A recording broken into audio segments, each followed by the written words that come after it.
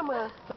Măi, dințucule! Dar nu că se ține și el, îl simți și eu, dar îi place. Ai văzut? Nu da, dacă se duce el, nu știe.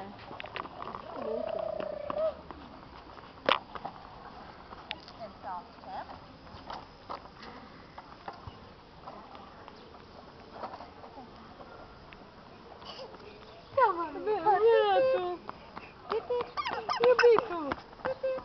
Mai frumosul! Nu, a fugit, da! Fugiți pe Mihai, fugiți!